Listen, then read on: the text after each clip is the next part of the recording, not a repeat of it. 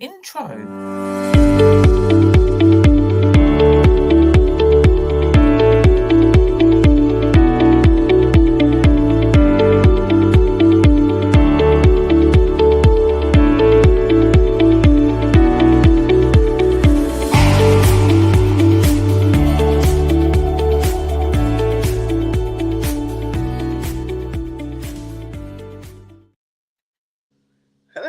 Hello.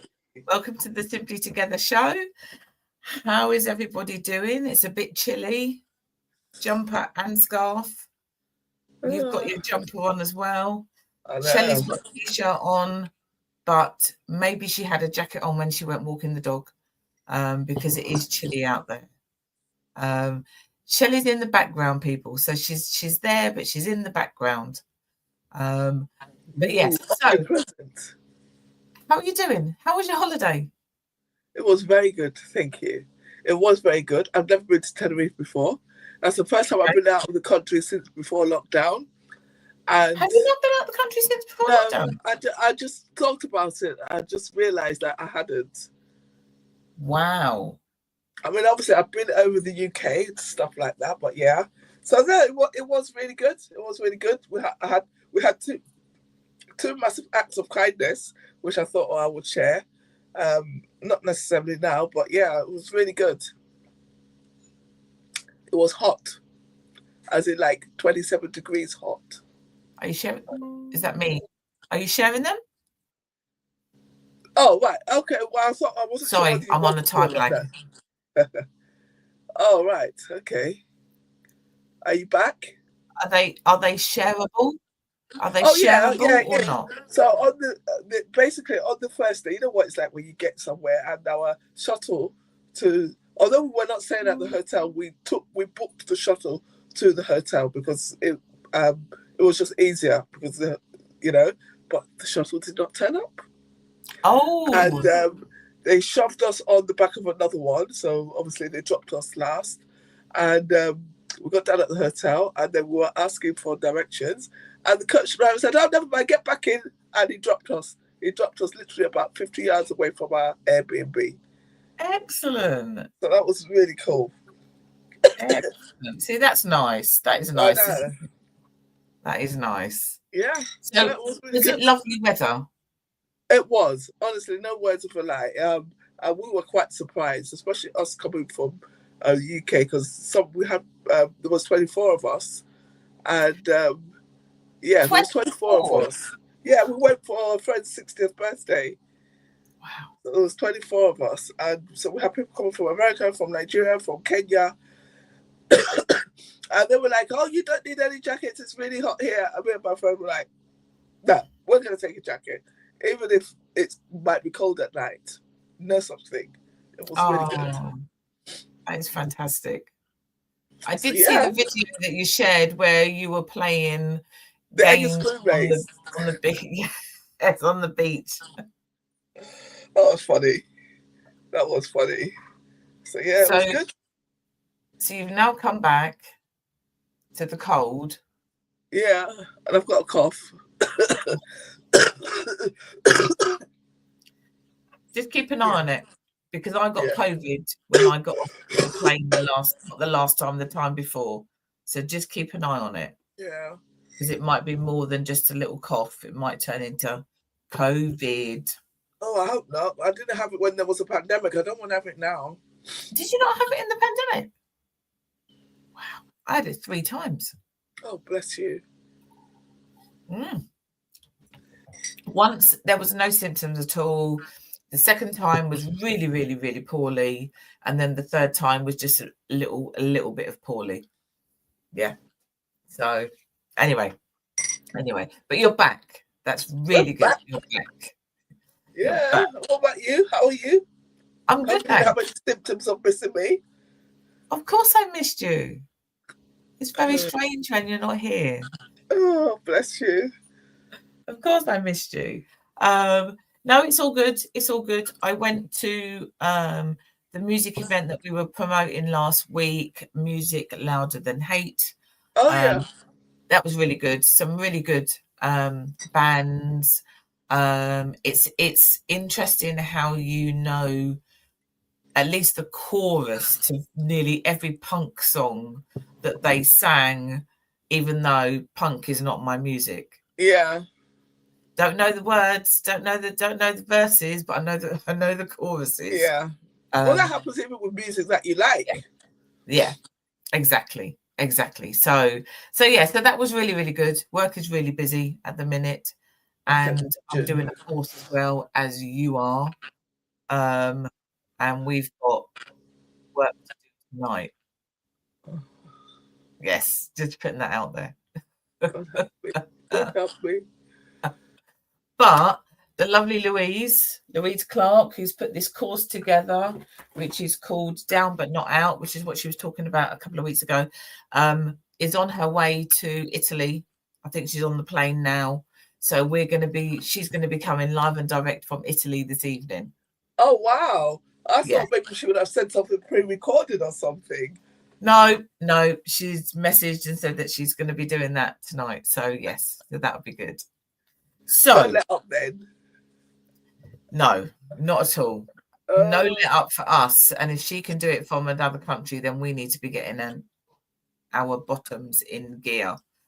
So today we are going to have a talk about Jamaica and Hurricane Melissa. And we're also going to have a talk about the awful stabbings on the train at the weekend. So it's just I mean, I've got family in Jamaica, and it's just to have a quick discussion. Whoever is out there, if you're listening, and come and say hello, let us know your thoughts. It's just recognizing that this has happened, just so that people know that we're not just here just to talk about nice things. We talk about all sorts of things. Yeah. All sorts of things. But yeah, there's the last count apparently was approximately 67 people have died. Oh no. Yeah. There's about 67 people that have died. And buildings, houses are just gone. Just literally gone. My daughter came home and said to me yesterday that her dad was talking to somebody and he had asked this guy, how is everything over there? And the guy said, the house is gone. It's gone. Yeah. Roofs have gone. Yeah, all sorts. Because there are not a lot of the buildings out there. I mean, there's many buildings out there that are made of brick, but there's a lot of buildings that are not. You go up in the country and stuff like that. Some of them are still really old. Old. Hello. Look, we're live here. Sorry. That's all right. One second, please. Right, yeah, so it says use another join without signing in, that one. Join without signing in. He didn't even say hello. Oh, he's focused. He got a speeding ticket. Oh, okay. Is he doing speed awareness? He's got to do the speed awareness, and this is like his third attempt. Oh dear. Yeah, sometimes, you know what it's like with this technology? It's just crazy. And that's another thing. Going back to Jamaica, I'm wondering how their technology is there, because I understand that this hurricane is they've had bad ones before, but this is the worst one. This is the strongest one. Yeah, apparently so. I know that it's taken us as a family a while to get in contact with family out there. I've got family that live up in the country, which is not like living in Flitwick or Streatley or somewhere like that. It's up the hill, way up the hill, in the middle of nowhere, and they've got no water and no electricity. Wow. Yeah, but they've got brick houses, so the houses are okay.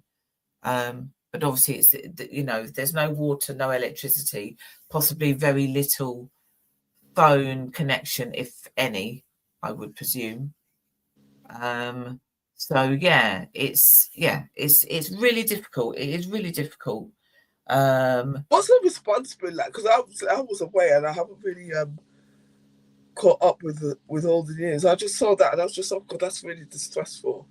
But what's the response been like in terms of like other governments and things?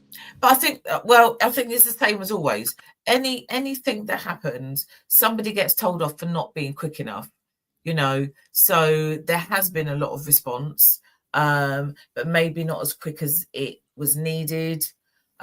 We've got, let me just put that up on there. There are lots of different organisations that are doing relief. They're collecting food, water, clothing, all of that is needed because there's a lot of people that have lost everything.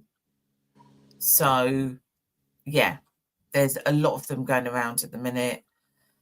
Whatever people can give will be greatly received. Yeah, I mean, I was thinking actually, as you were speaking there, that if I know of anybody that wants clothes donations, because I've got some here ready to go to the charity box. Then no, we need to get them. We need to get them to somebody. I know that there is, maybe when Shelley comes on, there must be something locally. So if anybody's on watching, listening, and they know of anything locally, that would be really good to let us know. If there's anything that is local that we can actually donate to, so that it's not far away. But yeah, I don't know. I live in the UK. That is local that we can actually donate. That's me. We don't have hurricanes, and if we have had, it's been the smallest thing ever, you know, in comparison to with what other people are having. So I can't even imagine what that's like to just lose everything. That's just must be really scary. It must be really scary. And just being in it must be really scary as well. So yeah, it's. Do they have things like that in Nigeria?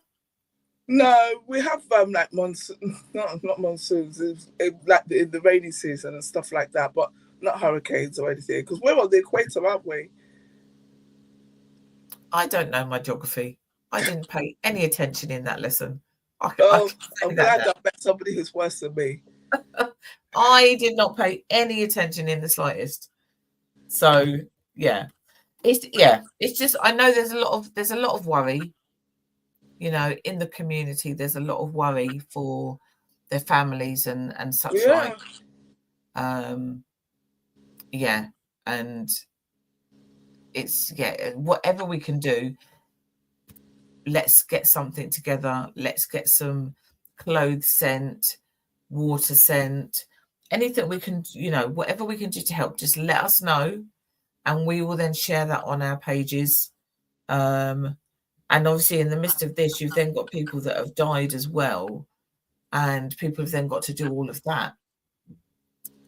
Funerals, burials, yeah, because you've got the outbreaks there as where you start getting the cholera and typhoid outbreaks, isn't it, with the lack of water and geez. Yeah,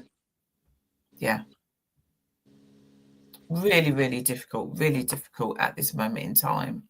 But we just wanted to send our prayers to everybody and let everybody know that we are thinking of them. And that's all we can do really from here. But I know there's stuff going on elsewhere. Sorry, I just realised there isn't a gap between the two websites. Hold on. Oh, is that two? Oh, I can't see it because I'm on my phone. Right, okay, yeah. So there's the first one. and then there's the second one. the So there's second two. one. There's two websites there, people. Not just one. There's two. Yes. So when did you come back? Me?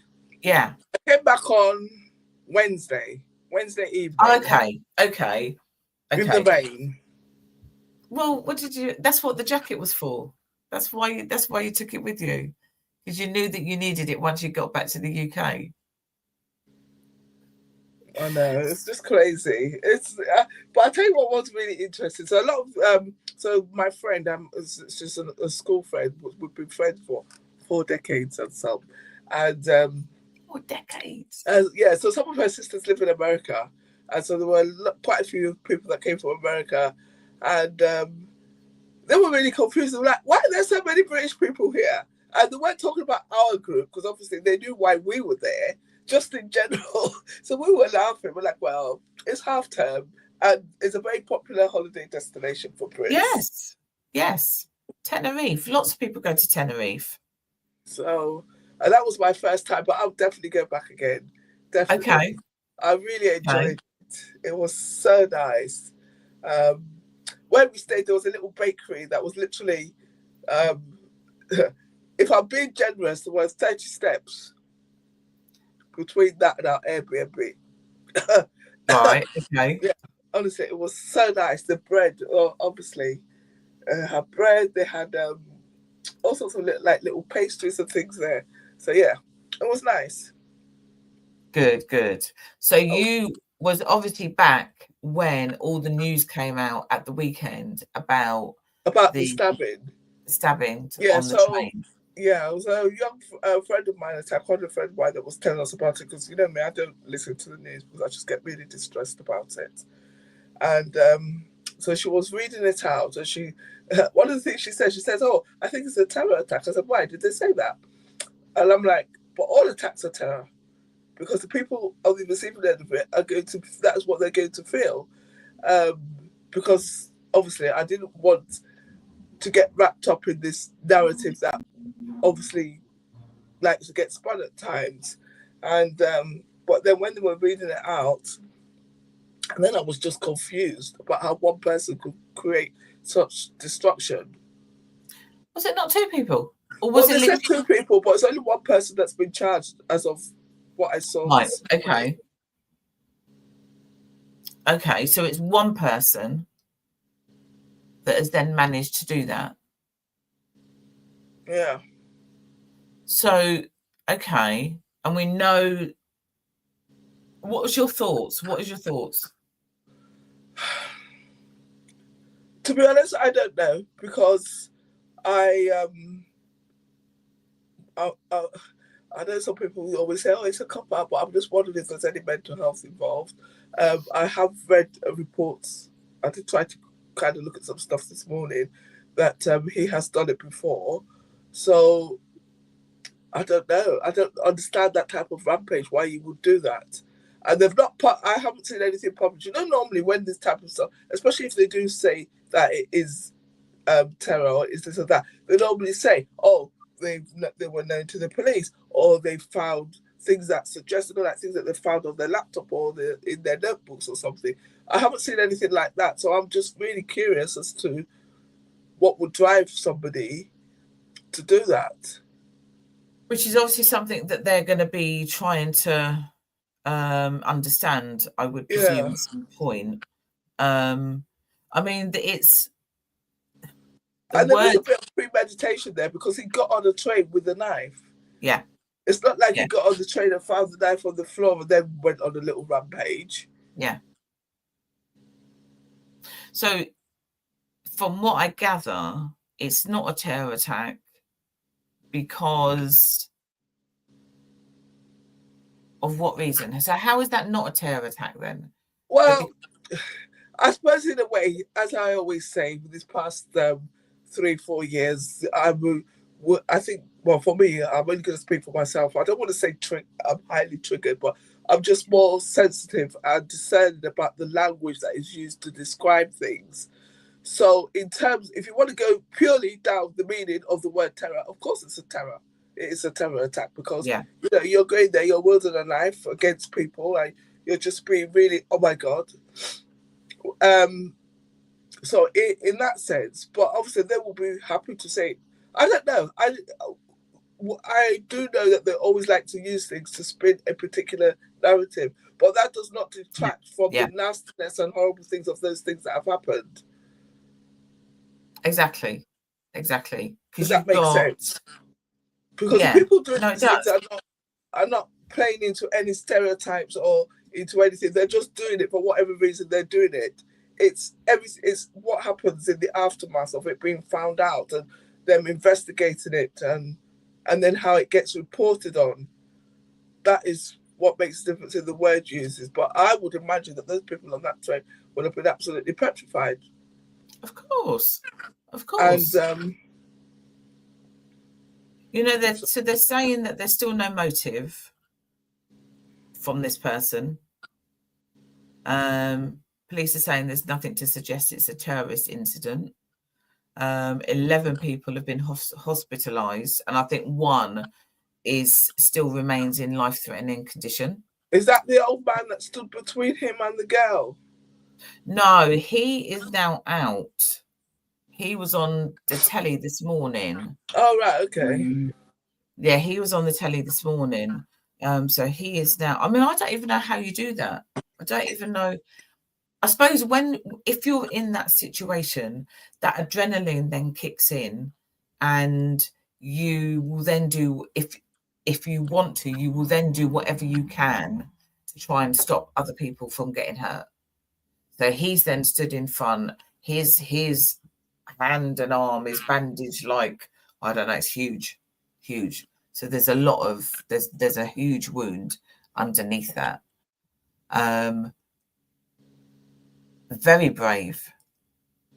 Mm-hmm. You know, that's you if you're standing in front of somebody who's got a knife and has already used it. Yeah.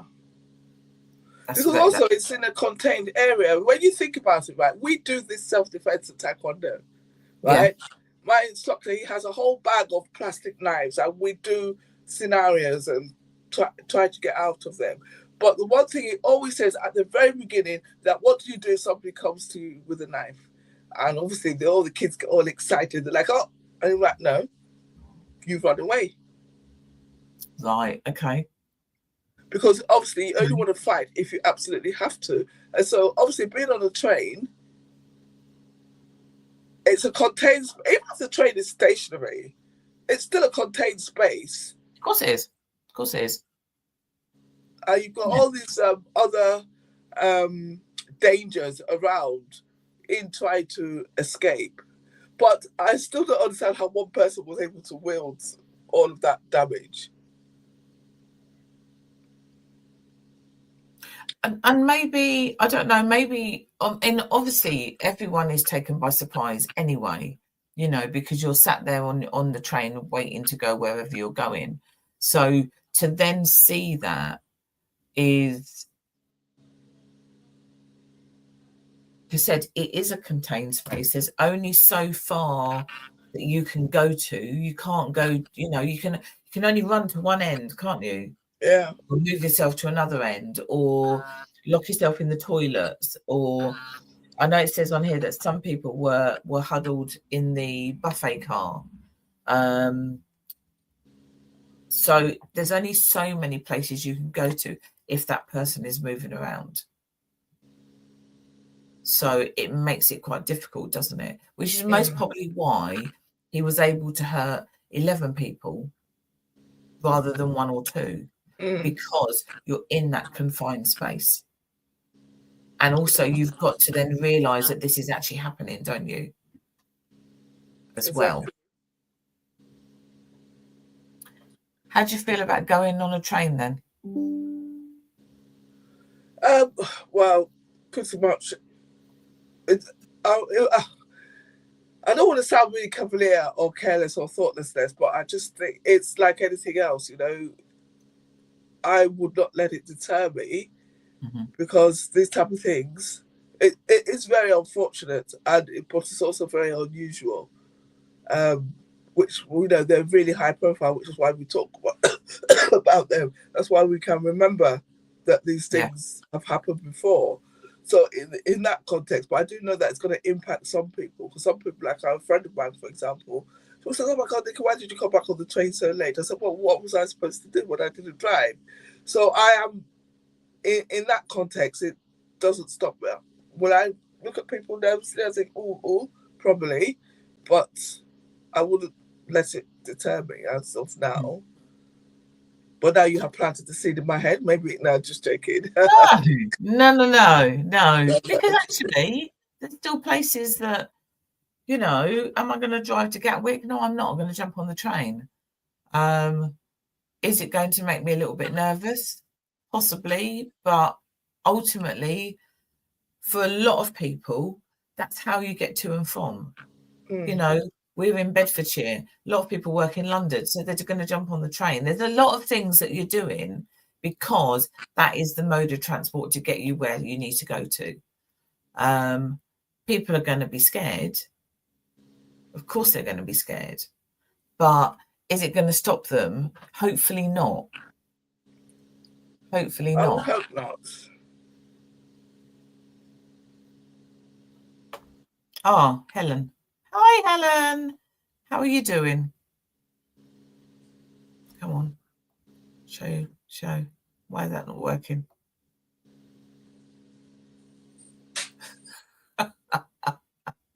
I will get it up there in a minute. It's up there. Where? What are you trying to put Helen's comment up? Yes. Right. Oh, there it is. Now I've taken it off. There we go. Right, so Helen's going on train to London tomorrow along the same route. Will be vigilant, but carry on. See? Good for you. Good for you. Because otherwise, I mean, especially when you talk about Helen doesn't drive. So how else is she going to get from Leeds to London? Yeah. On a coach that's going to take double the time, or do you jump on the train? You jump on the train. I think it's context as well, because at the end of the day, if you think about it, you mentioned coach, because they don't search you when you're getting on these things. And yes, the train, even if you're thinking about it, lesser of two evils, because now where you're saying is that some people will think, oh, but a coach is smaller. Imagine doing that on a coach. And you're not running anywhere, are you? If you're on a coach, there's nowhere to run. The driver's driving, they're on the motorway. So I say all of that just to say that, or rather to encourage people that you really do just need to try your best, be vigilant, and carry on. Because, like, especially until we understand what the guy's motive is. Personally, I'm beginning to think that it's a mental health thing, because normally the motives come out really quickly, even when it's speculative. Yeah. Okay then. So if this is due to mental health, does that mean that the mental health services are failing these people? Is that why they're then? Because there's so many different things. Yeah, that's a different speculation altogether. Is it? I mean, I think it's a big leap to say that these services are failing the people, because he might have been somebody who just stopped taking meds. Yeah. We can't even speculate on that side of it. The only, I think some people might say, no, I'm being soft or I'm being kind, but I just do not believe that somebody with malicious intent, that we would not know their reason for it by now. Right. That's my thought process, and I'd love if you've got something different. I'm always open, because I might have missed the point. No, and there wasn't a specific point to make. Now, yes, it could very well be that actually the person is known to mental health services and came off the meds, or something wasn't quite working. Who knows? And we're not going to know this until they do some more investigation anyway. But Helen says, can't understand why a manhunt was put out for him before the guy. Because I think before the guy did the stuff on the train. But I think that's because he did something else before. Excuse me, in London, yes, he'd done one in London, but I thought that was separate. What Helen said suggests that he'd done it already that day, just before then. Yeah. If they've got a manhunt out for this guy, yeah, dear, doesn't even bear thinking about. Let me just have a quick look, because I'd got the feeling that there was something else happened.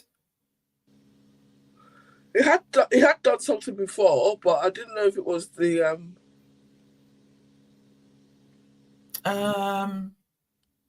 Right, so it says the police are investigating and are examining 4 knife incidents alleged to have taken place hours before passengers fled in terror on Saturday evening.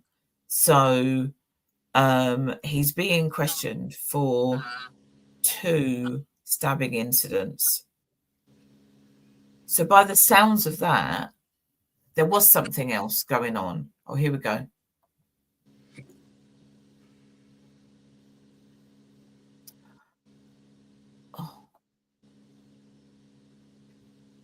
There, he stabbed a 14-year-old and went into the barber's twice on Saturday. So was that all in Cambridge then?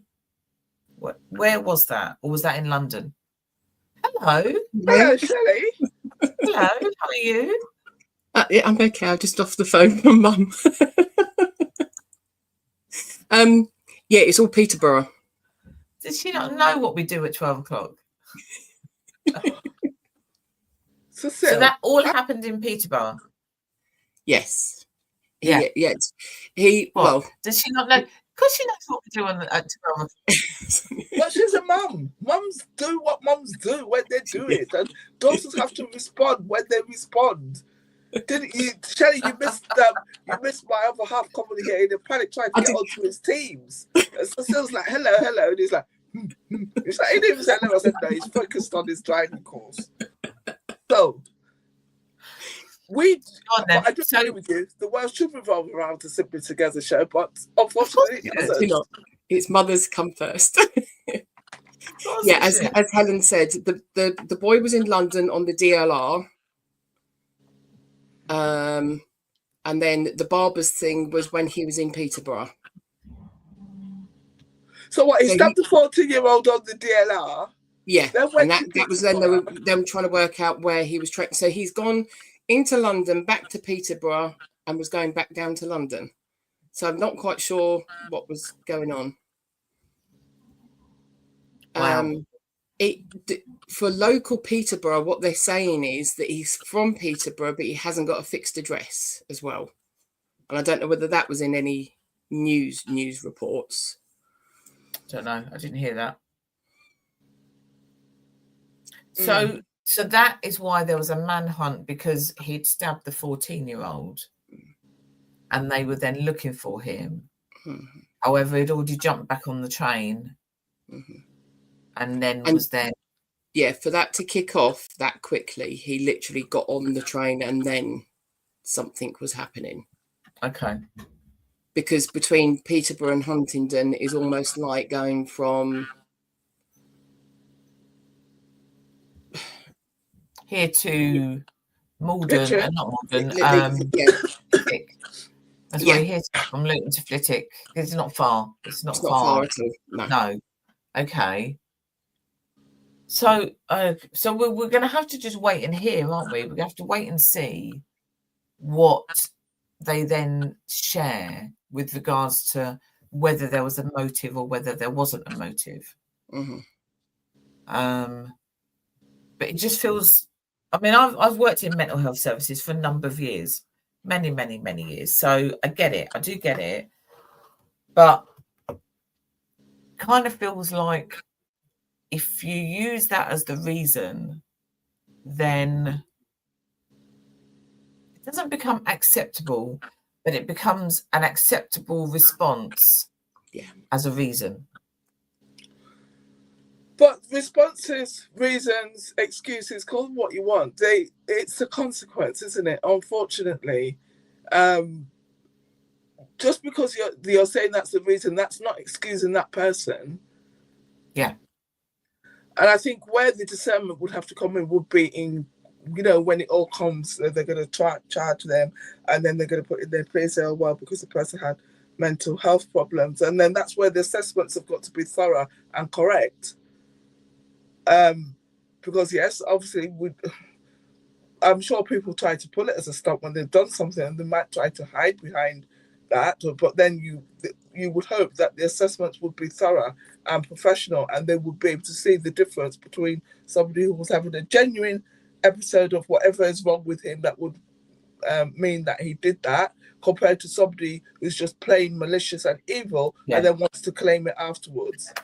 Yeah, that is where I don't know, I could be wrong, but that's just what I think, because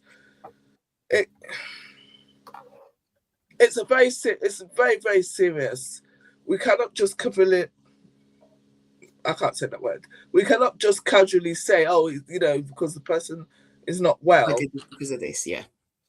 This or that. Because it's not the same as, like, you know, you see me on the train and you say, okay, how are you? And I'm like, how don't you talk to me, blah, blah, blah. And you're like, what's wrong with her? Why she dropped her manners? So, oh, she's having an episode. It doesn't follow, does it? It's I don't know whether it's the same here, but there's a case that has literally just finished in America when it's to do with mental health, but they still charged her with murder of a certain degree. It's kind of like manslaughter. She was underneath the mental health team, but she wasn't taking her medication properly. So for that, you're in a situation where you haven't helped yourself with your situation. So it's kind of yes, it was that she has got I think it was bipolar, I'm not entirely sure.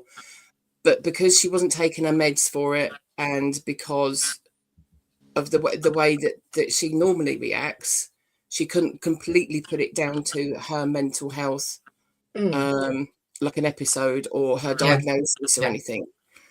It wasn't completely down. It wasn't completely down to that. If she'd have looked after herself and done what she was supposed to have done, she wouldn't have been in that position. Right. So that's very interesting, because I didn't look at, as much as I believe that this guy might be suffering with some mental health, that does not necessarily mean that the verdict or the consequence is going to be different. What would be different would be the punishment. Yeah. Yes. Yeah. Yeah. Which is the same as this lady in the States then. Because ultimately, so they've looked at it, and that punishment is most probably going to be slightly different. Most probably the full whack, knowing them, you know, that whole 100 years business and 200 years business, you know, so that's is going to be different, because actually she wasn't looking after herself, or she stopped. She stopped. She stopped taking her medication, and then she kind of ran away from the situation, and then all of a sudden got it in her head. And we still don't know the reason why. But when she was then in court, she was on the medication, so people couldn't then work out, like, she's fine, she's quiet, she's not doing anything. But when she was first in court, when they say, oh, we're keeping you in remand and stuff, they were allowed to use some of that video evidence, because she was manic at that point, and she was smiling at cameras and smiling at people. And it just showed you what she was like when she wasn't on the medication to now she's on medication. But yeah, you can't tell with for him to be backwards and forwards on a train, like where he was, why he was at the point, because we still haven't found out the reason why he was there and what kicked it off down in London. Yeah. But from what was happening in Peterborough, it sounds like he was ticked off beforehand, before even going down there. Came back, realised they were looking for him, and he went to go running again, I think. But this was a short amount of time, because the train wasn't supposed to stop in Huntington. It stopped Yeah. It stopped because it had kicked off. So Yeah. it could have literally been between like Luton and Leagrave that Yeah. something had happened. And then the train driver decided to stop. But so is there no chain anymore to do an emergency stop? Yeah, but it wouldn't do an emergency stop. You call through to them, so it wouldn't necessarily be emergency stop. The train driver themselves decides whether you stop so or you're in the carriage, not. you pull that, they don't necessarily know why you've pulled it. Yeah, they would speak to you, and there's quite a lot of cameras around on trains now as well, apparently. Yeah, there is. So you contact through to someone when you're speaking. Right, okay, and then you have to tell them what's going on, and then. But it could also have been that if they thought that something was going on, the transport police would have called through to the train driver and said, "Come into Huntingdon. Yes. Don't stop on the tracks because we can't get there. We're going to meet you at Huntingdon." Yeah. There's all this kind of stuff that you just don't know what's happened. Wow. It just, I don't know, it just kind of feels like there's so many of these things that are happening. I don't know, what reason why they're happening. The guy that drove his car into the Liverpool fans. Do we know why he did that? How have we found out? I don't know. I can't remember. I don't remember. I remember the event because that is what made me. I don't know if you heard at the beginning when we were saying that that when my friend was telling me about it, she was like, "Oh, I think it's a terror attack," and I was going, "But why would you say that based on the way they use that word now?" Yeah, and actually, that is a perfect example because I remember we talked about it. I remember Shelley explaining about why they released the name when they did, and that still didn't detract. It still backfired. Yeah. So I think sometimes people make up their own. There's what we class as terror and what was classed as terror when. That's the first thing I thought of when Helen was saying about going down the same route but being vigilant, carrying on. It was when I was first learning to go down to London on my own. It was just after, like, your IRA bombings and the fire at King's Cross. So it was all very much in your mind that anything could happen, and having to look round at things and what things are going on and everything else. And yeah, I mean, it keeps popping up on the thing saying sort of like, "Oh, call this number if you see anything that's happening." And I've forgotten what the phrase is now. Is it see it, say it, sort it? Yeah. So that man, the man in Liverpool, he's pleaded not guilty, and we don't know any reason. The trial was set for the 24th of November. Yeah. Wow. Yeah. As according to Sky News. Yeah, get your quote in, Nikkei. Well, we didn't say it. It was on the news. I had to say, because when I googled it, I just thought, "Gosh, which one am I going to read?" And I just thought, let me just go to Sky News. Yeah, again, that then shows you that you've got two. You could go BBC News, Sky News, two the biggest ones that are on the internet. I mean, I know there's loads, but you could go for those two big ones, and they could put a slight slant on one thing or the other.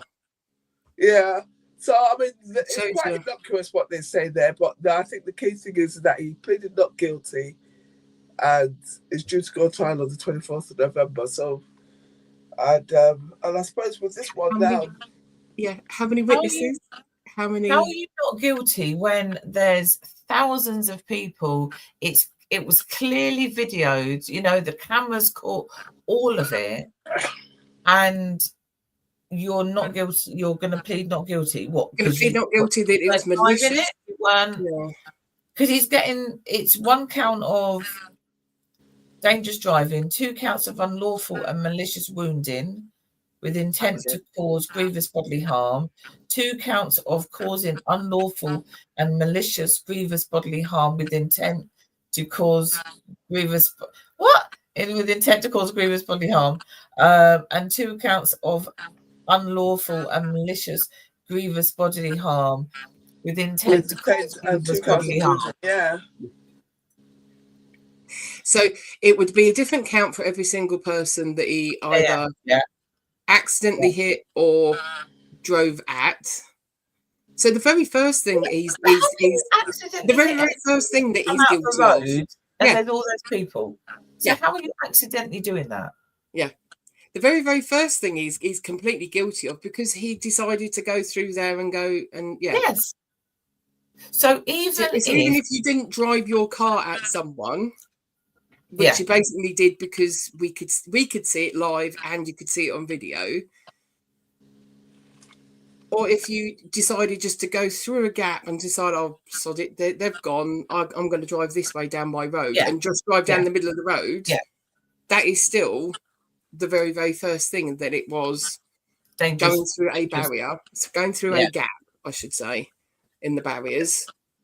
And that would be your dangerous driving, because you're going down a route that it has been sectioned off.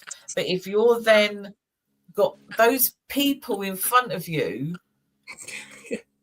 how Cecile, you cannot think stupid, right? So don't even bother trying. You said it right at the top. It's on video. Everybody saw him, and yet he's still entering a plea of not guilty. I think. Not even what was going on in his head. I want to know what music was playing. Was he kind of moaning to himself like, "I've been waiting in traffic for so long," and and going down the road, or did he put his music on full blast and like Yeah, cranked it up? I'm going now. Yeah, don't worry about a thing. Like Nico said, you can't fix stupid. That is the sentence for today. You can't fix stupid, because you can't. You can't. And this is the thing. Everybody has to have their. This is where law, and our person would say the law is an us, because as far as I'm concerned, the only thing that needs to be discussed in the court is if there's any possibility of any sort of mitigation to determine what type of sentence he's going to get. I do not understand why they need. Why is he remanded in custody going on trial for what? His only trial should be for sentencing. Yeah. I do watch a lot of true crime. Okay. One of the series that's American, they had on 2 different British cases, and the experts that they go to in between, talking about the case, and when they've seen like the interview video, and they were saying sort of, because we're more used to it, but they're not, with us going no comment. And they were like, "Oh, you must have known that he was in the wrong because he went no comment." It's like, no, you went no comment because I need to know what the police know, so whether I can get away with it. Yeah. Whereas American interviews are completely different. Yeah, but their no comment is I plead the fifth. Yeah. So I don't know why they would be so surprised by that. Yeah, but it's just the way they had this kind of feeling of, oh, yeah, obviously knew he was going wrong because he was going no comment. He didn't want to talk. No. It's like, no, literally. No, it's the game we all play now. When you get talked to by the police, no comment. So Helen said, yeah. Living with the bombs and stuff around about that time, you just have to be really vigilant. Why my? Yeah, you did like do a proper. Yeah, exactly. Like, can you read out what you're saying? Because I'm on my phone, I can't see it. Helen lived in London with the bombs, and you just get used to being vigilant. Yeah. There were no bins on the platform. But how can you? Okay, and that's fair enough, because you're being vigilant and you're looking for, I don't know, okay, bags and whatever, you know, is somebody got that whole business around rucksacks and all of those things? How vigilant can you be, or how vigilant do you need to be when there's 1,000 of you walking across a road and then there's a car? Well, they were very vigilant. They could all see that car. Yeah. So what do you do? Do you know what I mean? And I know it's a bit flippant, but you can't fix stupid. That is what I'm going to be saying all day today. Well, it's true though, isn't it? Because the man continued, and then all these people like, oh my God, I don't know why I have this vision in my head now. I'm going to have to work after this. Jesus Christ. I just have the vision of all these people that were trying to stop the car and still he didn't want to stop. I can't see, for me, what is in my head is I cannot see the justification for a trial. I can't. Because ultimately there wasn't, he didn't accidentally hurt those people, because he could see those people before he drove. So if that's the road you want to go down, even though you've been told that road is closed, then do you not then wait for the people to go past and then go down, or do you not just turn around and go down a different? That's more. Did he actually live in the city? I ain't got a clue. I don't know. Because because his name is Doyle 53 of Croxteth, Liverpool. Okay, it's a Croxteth estate. It's just you can't idiots. That's the estate. That is like our Don't say it. Don't say it. Yeah, you'll upset Cecile. that is like the typical estate where you do. Yeah. But it would have been in the papers for so long. The papers, on the internet, in the council. This is where the bus is going. Council. It would be in there. It'd be everywhere, literally everywhere.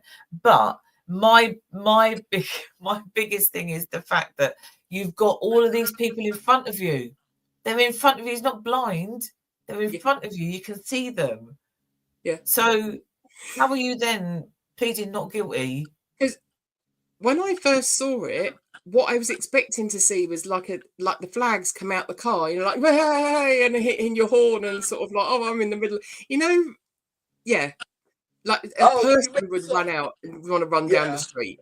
You know, when I first saw it, that was what I was thinking, and then your head kind of like ticks over as I'm looking at a screen, going, oh my God, what?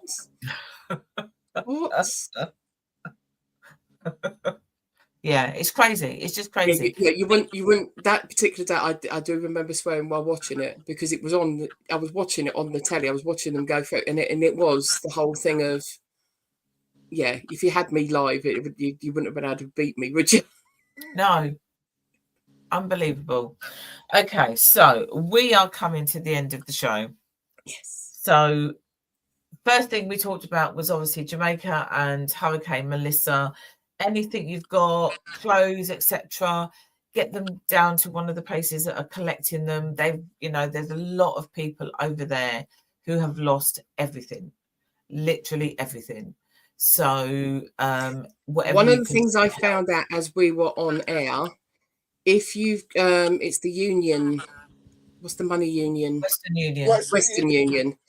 They're actually waiving any fees for monies to go over there. So if you've got any friends, family and stuff, and you want to put, because you can't put money into a bank account, can you sort of set one up for them? For any money transfers, they're waiving fees going out there. Fantastic. That's brilliant. That's absolutely. That's interesting, because people have lost everything, right? Because my experience of Western Union is, how are they going to collect the money? They won't have any idea of anything. Yeah. So it's not just about waiving fees.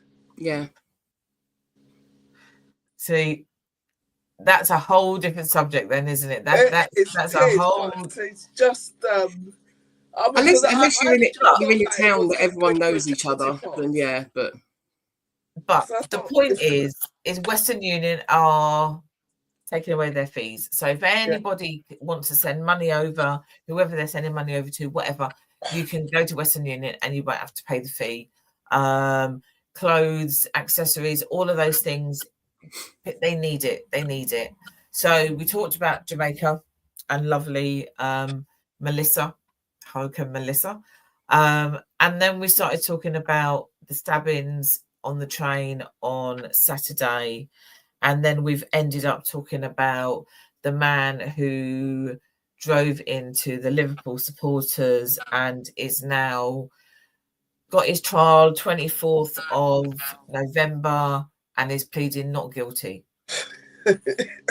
Right. So the tagline for today, thank you, Nike, is you can't fix stupid. Right? So if somebody's stupid, if you want, and whoever wants people to be politically correct, if you want to come for me, it's fine. It's not a problem because I love it. You can't fix stupid. There are stupid people out there, and you can't fix them. You can't fix them. Just let them go now. Just let them be because you can't fix it. Because stupid is stupid. Stupid is as stupid does. Yeah, I was going to say that's from Forrest Gump, isn't it? It'll be interesting to see how that trial goes 24th of September. It'd be very, I'd love to just be there watching that.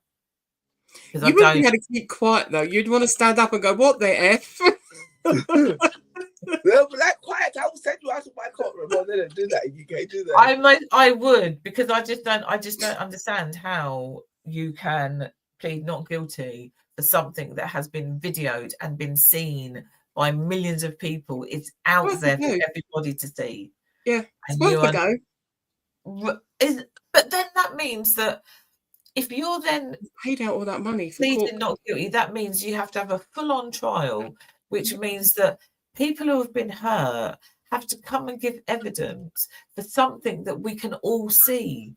Yeah, that's why I said the law is an ass, because at the end of the day, not everybody should be entitled to a trial by a jury of their peers. The law is an ass. You can't fix stupid. We definitely need to have our own motivational cards printed off. I think we do. I've just noticed that my cousins are watching. So Sharon's on here. Hi, Sharon. Sharon. Watching. Hi, Wanda. Motivational cards, our own motivational cards. Mine would have far too many F words. Yes, yeah. Far too many F words.